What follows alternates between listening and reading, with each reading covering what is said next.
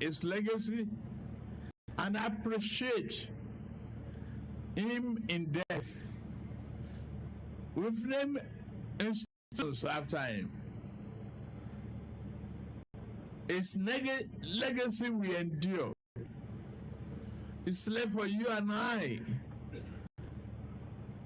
to reflect the culture, the value he represented. God Almighty will grant him a legion of idols. All right, his Rise Up Lagos, his Rise Up Nigeria. We've heard from the host's mouth. May God grant him our final Jeffrey. Amen. And it got fun when the president said that other title, you're not going to say it, but later, you see the president, I don't understand. I said Okolomo of Eleyi of Okolomo. How did he even put it? Eleyi of Ogun State. The Abu Jalil lived a great life. Just like the president said, to mark 91 years calendar before exiting the world. It's a huge grace. It's a grace. So may he continue to rest in perfect peace, like we Christians will say, and also say, may God grant him our general fidas. All right, it's Rise Up Lagos, it's Rise Up Nigeria. If you ask me this morning, now who I go ask? If you ask me, now who I go ask? The matter where I see, so we tell where it starts. No baby go talk out, be heavy from mouth. If you ask me, the matter from ground, now who I go ask? If you ask me this morning, now who I go ask? Peter Obi is planning to leave ADC. Achiku, was Peter Obi ever in ADC? If you ask me this morning, now who I go ask? If you ask me, now who I go ask? The matter where.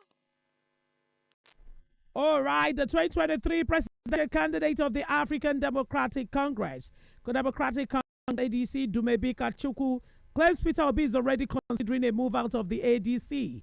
Earlier in July, Obi, the Labour Party's presidential candidate in 2023, joined other opposition politicians to launch the ADC as a coalition party to challenge the ruling All Progressive Congress APC in 2027. If you ask me, now who I go ask? In 2027 elections, barely 2 days after the launch, Obi announced his 2027 presidential ambition while still holding the Labour Party membership card.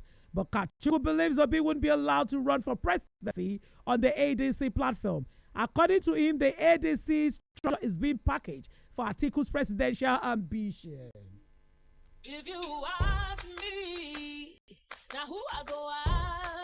Speaking on a television program, the ADC chieftain who has been accusing opposition politicians, including former Vice President Atiku Abubakar, of hijacking his party, that Obi is set to leave the coalition, having realized that the ADC is set up to favor Atiku. If you ask me, now who I go ask? The matter where we see, so we tell where it starts. All right, he said, and I quote, the whole ADC structure is being packed for the former Vice President Atiku Abubakar. Since I started warning people about what is happening, we can see what is new within the coalition. Someone like Peter Obi now understand that the whole coalition was packaged for Atiku Abubakar. From our understanding, we are seeing now is that he is looking in other directions. And people who aspire to run now realize that the coalition was indeed no coalition. It was just a vehicle for Atiku Abubakar's ambition. If you ask me, now who I go ask? The matter where we see, so we tell where it starts. Kachukwu insisted that the ADC will not be used for Atiku's presidential ambition, adding that the 2027 election will not give room for what he called class exploitation by political leaders. He vowed to work against the politicians by ensuring that Nigerians are informed and educated about their political power as citizens. If you ask me, now who I go ask? The matter where we see, so it's where it starts. If you ask this morning, now who I go ask, let me tell you, even me, Tessie, Teresa Adeyemi, that I am not a politician. I know that this coalition is packaged for Atiku. Yeah. Will Obi come out and tell me that it does not know coalition is packaged for Atiku? It is packaged for Atiku because PDP has said they are not going to give him return ticket, presidential ticket, come 2027. Reason is said, okay, he is going to create his own party because power, as they say in Nigeria, power is rotational. It's not going to the north yet, no. But the PDP have seen it. That was the game they played in 2023, and they lost a big deal that Obi even won them. Labour Party won them. Won them. W-O-N, not W-A-N. Won them in the last election. And they are trying to use that card again in 2027. But they judge and all of them, all the PDP, including your state, Makinde, all of them are seeing what is happening. Let's push a young man forward and let's see, maybe we can get this ticket. In 2023, the president, Bola Ahmed Tinubu, did something that has never been done before in Nigeria. He brought out a Muslim ticket. And everybody was like, Muslim ticket cannot win in Nigeria. It will not win. It's going to be a Muslim ticket. But what did he do? He went ahead with the Muslim ticket and they won the election. And now people are now saying, they're now contemplating, allegedly, that the reason why they are thinking the Vice President Kashim Shettima might be dropped for 2027 race, it's because of the Muslim ticket. They want to bring out a Muslim Christian ticket. But that is allegedly. But I've not seen any sign that they are dropping Kashim Shettima for 2027. But now they are saying will leave ADC or as planned or is planned or we plan or plan. To where? But I know plan is there to leave ADC back to Labour Party. He never left Labour Party and he never joined ADC. Attending their meeting does not mean he has joined ADC. But I can tell you for a fact, Obi will not collect vice president because the obedience is a movement and they are not ready to call vice. They want the president. Now you can now do mathematics with Atiku Abubakar vice Obi or Obi with vice Atiku Abubakar. Who am I? If you ask me, now who I go ask? If you ask me, now who I go ask? The matter where we see, so it's where it starts. No baby go talk, be heavy for mouth. If you ask me, the matter for ground, now I go ask. You ask me, now who I go ask? The matter where we see, so it's where it starts. No baby go talk, be heavy for mouth. If you ask me, the matter for ground, now who I go ask?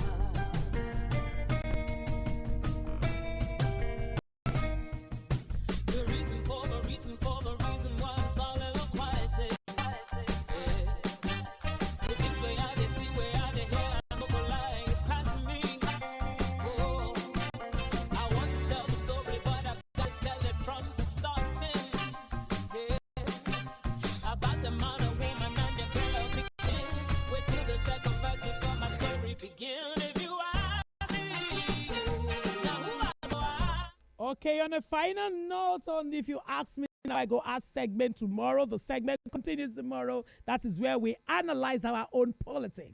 You say cholera cases increase. It increases during rainy season due to Westfield running water contaminating drinking water. This is by Dr. Jide Idris, the NCDC DG. Please and please, we are begging you this season. The children are going on all day. Make sure your environment is clean. The water they take, everything about what is going into their mouth, anything about consumption is clean. Sanitize your environment. Clean your tables with antiseptic soap, antiseptic liquid, so that they don't have germs. Because those children, once they touch, it goes straight into their mouth. You see, doctors going on strike on Thursday. God forbid this will not happen. God forbid we will not be sick. Please don't be sick. We too will not be sick by the special grace of God. All right, we'll see you on the segment tomorrow. We have our financial expert ready to dig out some financial. What's the topic this morning, Taiwo? Did you get it? Okay, please let us have the topic. I think my health, my wealth, my health, or my wealth. Okay, your health. The topic is your health, a fundamental factor. It ran off. A fundamental factor. I hope you are not tired of me. Your health, a fundamental factor to your financial freedom. Your health is a fundamental factor to your financial freedom. That's what they will be telling us this morning. Is Rise Up Lagos, is Rise Up Nigeria. Remember, today is MMM on the show. It's our morning making Monday. Rise Up Lagos. What says the time, Taiwo? 9:34 a.m. Are you still sleeping on a Monday morning? Jimasu, go and collect your money. Colon, baby, This is Lagos.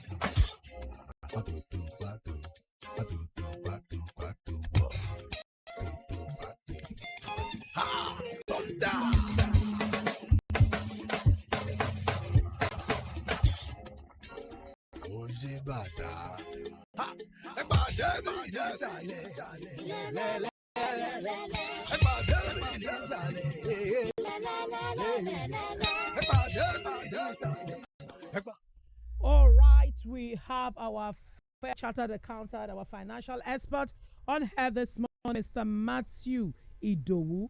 Good morning, Mr. Matthew. Good morning, Jesse.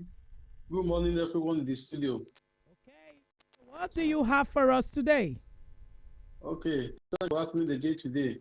So what we are going to be looking at today is topic that seems unnecessary for many of us, but I want to tell you it is fundamental. So what we are looking at today is your health, a fundamental factor to your financial freedom. So, Tessie, I know you asked me, how does my health relate to my wealth? But you agree with me that your health is your wealth. That is popular saying. But many of us know this popular saying, but we are not acting according to this saying. Because without your health, even the best financial plan can falter. So taking care of our physical and mental health, sharpen our thinking ability, and also help us to make a better investment decisions. You agree with me that if you are not stable mentally, it becomes very difficult for you to make a meaningful decision in any area. So we need to manage our stress. Stress management and regular fitness must be a routine practice in our life to sharpen our focus and to improve our financial judgment. Many people find it difficult to make a good financial judgment because they are stressed up, because debt is not stable. So it's very important. It's very important to manage our stress and our health. So regular fitness. So because when we have a stable health, when we are mentally sound, definitely our productivity and our efficiency will increase. And don't forget, the goal of our discussion is to have a holistic approach to achieving financial freedom, which includes taking care of ourselves. We have to take care of ourselves. Let me tell you, somebody said, so many spend their heads gaining wealth. Some people, they always use their head to make money, but they will not take care of their heads. But before you know it, sooner or later, they will spend their money, their wealth, to regain their heads. So that is why it's very important, it's very fundamental to take care of our heads. So we have to prioritize good nutrition, regular exercise, and wellness. Wellness practice, you have to practice wellness, you have to practice good nutrition, regular exercise. Because let me tell you, many fail to achieve their financial plan, their financial goal. Their health suddenly fail them. Many of us, we have very good financial plan.